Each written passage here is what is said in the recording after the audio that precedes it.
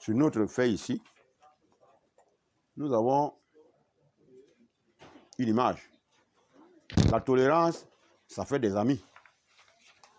La tolérance, ça fait des amis. Bon, en l'observant attentivement, nous avons déjà là un message. La tolérance. Et à côté en bas de l'image, vous avez deux personnages. En l'observant très bien, je crois qu'il s'agit là, il y a un blanc là et un noir. Vrai ou faux? Quand nous voyons bien l'image, quand on l'observe, il faut observer d'abord l'image attentivement. Il y a le message. Maintenant, il y a cette image d'un noir et d'un blanc qui sont main dans la main. En regardant très bien aussi, on observe que l'un est plus grand que l'autre. Parce qu'en observant bien, il faut bien observer l'image. Oui, parce que s'il faut la décrire, le monsieur en noir est un peu plus grand que l'autre qui est court. Je ne sais pas si c'est une femme ou bien un homme. Mais en voyant le blanc, là, ça doit être une femme. Parce que je vois que c'est une jupe. Même l'autre, le noir, là, doit être aussi une femme. Parce qu'ils n'ont pas les pantalons. Donc, bref, en observant l'image, on doit forcément déduire quelque chose qui nous permet de donner un message qui tienne compte soit des valeurs citoyennes, soit de la moralité. Donc là, au moins là. Donc c'est en ECM, la question c'est comme ça. La question des ressources de la première partie là. On est encore sur la première partie, dans nos rappels. Si c'est l'histoire maintenant, la question 2 aussi en histoire, ça a une autre caractéristique. Une autre fois, le professeur va nous apporter le support d'histoire. Nous en avons beaucoup. La question 2 porte sur un texte tronqué. Un texte tronqué, c'est-à-dire un texte qui a de fausses informations. Mais là, il faut que l'élève ait bien suivi le cours. Je vous ai dit que les ressources, c'est les cours. Donc, c'est des questions de cours théoriques. Si vous avez bien suivi le cours, vous devez avoir la moyenne, normalement. Et l'objectif, ici, c'est que vous ayez la moyenne dans les évaluations d'histoire GESM. Ça fait 120 points au bac. Ça ne pardonne pas. Si vous avez la sous-moyenne d'histoire au bac A4, je ne sais pas là, vous allez prendre la moyenne. La littérature, la langue, c'est des choses aléatoires au bac. La langue au bac ne rit pas. C'est un serpent de mer. Ça mord.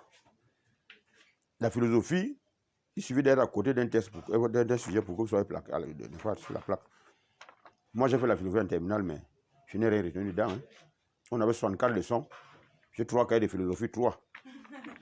Je n'ai rien retenu. C'est à l'université que j'ai compris un peu le sens de certains mots, mais en terminale, mon professeur de philosophie n'était pas très brillant. Il nous donnait les cours comme ça, dictait les cours, dictait, on écrivait. J'ai 3 cahiers de philosophie. D'une année, hein. On avait 12 heures de philo par semaine, 12. En terminale, là, 12. Il y a des jours où on faisait philo le matin et le soir. 64 chapitres. Bon, donc la philo est aléatoire, elle est dangereuse. Il suffit que vous confondez un mot pour mettre à la place de l'autre pour que vous soyez à côté. Des notions. Or, l'histoire, je vous avoir facilement la moyenne. 14, ça fait 84 points. Vous êtes à côté de la délibération. Donc, le texte tronqué ici comporte 4 informations erronées que vous connaissez bien. 4 informations erronées. C'est-à-dire l'examinateur glisse volontairement des informations dans le texte. Les informations ici qui ne comptent pas comme erreur. Des fautes. Non. Des fautes ne comptent pas.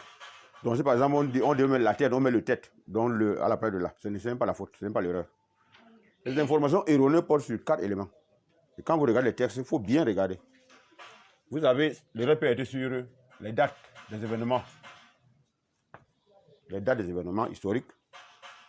La conférence de Berlin s'est tenue en 1984-1985. Bon. Au lieu de 1800, vous mettez 1900. Donc c'est une information qu'on a bien mis là. 1900 ou 1800. Les dates. Les lieux. La Première Guerre mondiale, la Seconde Guerre mondiale, c'est fini. C'est terminé en Inde en 1948. Voilà une date, 2 erreurs. Une date et un lieu. La guerre est finie au Japon, elle n'est pas finie en Inde. et elle est finie en 45. Donc ça veut dire 2 informations erronées. Les lieux, les personnages, le nom des personnages. Le nom des personnages.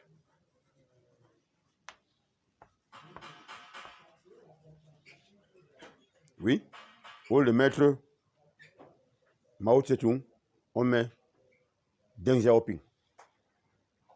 Au lieu de mettre Chiang Kai-shek, on met Mao Tse-tung. Donc, on fausse volontairement les informations pour que vous soyez amenés à les dénicher et à les remettre les choses en place. L'autre erreur porte également sur les événements eux-mêmes. Les événements historiques. Donc les erreurs dont il faut tenir compte ici, ce n'est pas les fautes. Ce ne sont pas les fautes. Ce sont les erreurs qui posent sur les 4 éléments-ci. Quand vous regardez le document d'histoire, le texte d'histoire, le preuve numéro 2, ne regardez pas les fautes, non. Ou s'il manque un S là, vous mettez qu'il y a une erreur là, il manque S, non. Ou bien X, non. Les dates, les lieux des événements, dates des événements, les lieux des événements, le nom des personnages historiques et les événements eux-mêmes. Voilà les 4 erreurs qu'il faut regarder quand vous avez un texte d'histoire devant vous là. Et vous les relevez d'abord. Ne faites pas comme vous avez l'habitude de faire en classe. C'est-à-dire qu'il y a des gens paresseux qui vous mettent un tableau comme ça. Ils mettent ici information erronée. Et là, ils mettent vraie information.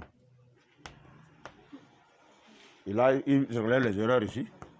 Ils mettent les vrais ici. Non, ce n'est pas comme ça.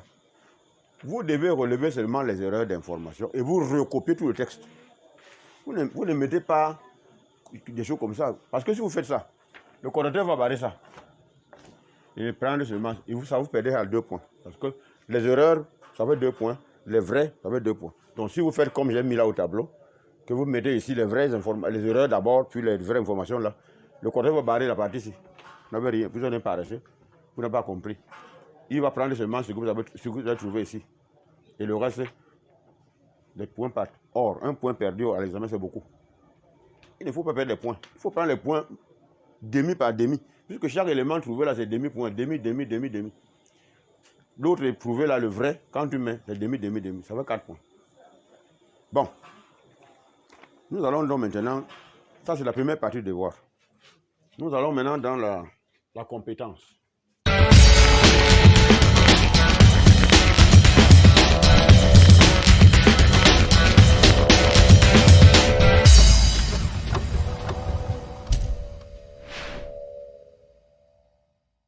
Mais vous faites la démonstration.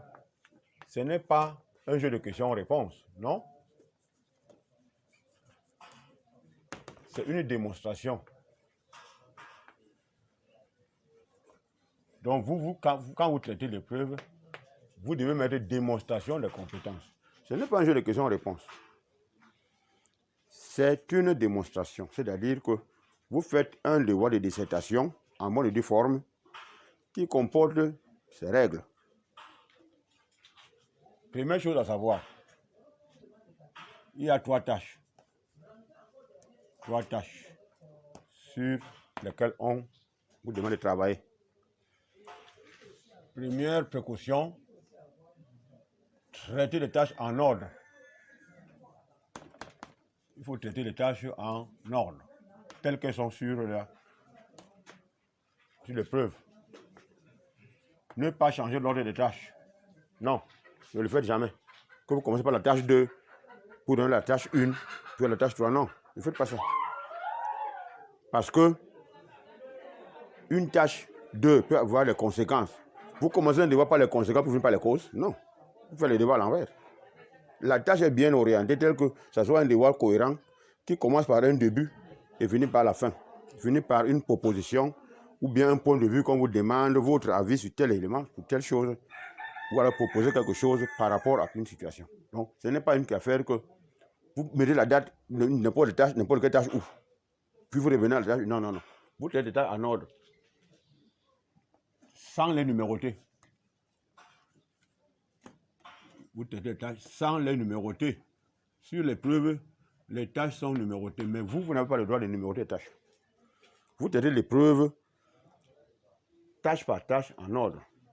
Maintenant, bon à savoir, pour la compétence, c'est qu'une tâche égale un paragraphe.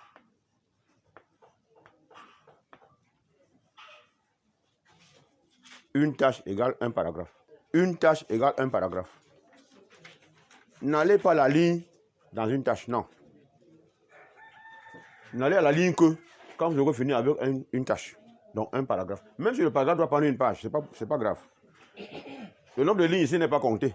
Contrairement à la première question des ressources. C'est la première question qu'on compte les lignes. Ici, on ne compte pas les lignes. Donc, vous devez développer la tâche. C'est pour ça qu'on parle de démonstration. Donc, vous devez démontrer que vous connaissez. Le correcteur doit voir que l'élève connaît. Donc, une tâche, c'est un paragraphe. Qu'est-ce qui est attendu du candidat dans ce paragraphe-là? Qu'est-ce qu'on doit voir? Comme la première tâche, nous devons avoir dans la tâche-là un préambule. Un préambule tel que je vous ai dit au début. Le préambule peut être une définition d'un terme clé qui apparaît sur la tâche. Vous n'allez pas commencer à débuter les choses comme si vous répondez à une question simplement, non. Sur la tâche, il y a souvent un mot clé qui sort. Vous commencez par le début là, par expliquer d'abord ce mot-là, vous définissez ce terme-là, avant maintenant de développer les éléments demandés. On dit bien développer, hein. On n'a pas dit citer. Développer les éléments demandés. Les éléments demandés. Donc, pour chaque tâche, vous devez faire un préambule, une petite introduction. Vous développez les éléments qui sont demandés dans la tâche. Et de la tâche 1, de la tâche 1 à la tâche 2, et de la tâche 2 à la tâche 3, faire une transition. Vous avez fini la tâche 1, vous allez à la ligne. Vous faites une petite transition de deux ou trois lignes. Vous allez à la ligne pour commencer la tâche 2. Ou bien, à la fin de votre tâche 1, vous mettez la transition directement. C'est-à-dire que voici ma tâche que j'ai développée ici, depuis là. J'ai écrit. Et à la fin de ma tâche, je dois mettre une transition quand même. Je saute une ligne pour aller à la tâche 2. Quand je finis de développer la tâche 2, je mets une petite transition là. Je saute une ligne, je m'en vais à la tâche 3. Le correcteur regarde ça. On appelle ça dans les critères. Le critère, l'évaluation critériée, donc le correcteur regarde que est-ce que ce monsieur-ci a fait un paragraphe pour une tâche. Est-ce que dans ce devoir-ci, il y a une transition pour passer de la tâche 1 à la tâche 2? Est-ce qu'il a eu une transition? C'est demi. De 2 à 3, est-ce qu'il a la transition? C'est demi. Ça fait 1 point. Si vous ne le faites pas, vous faites un devoir en nombre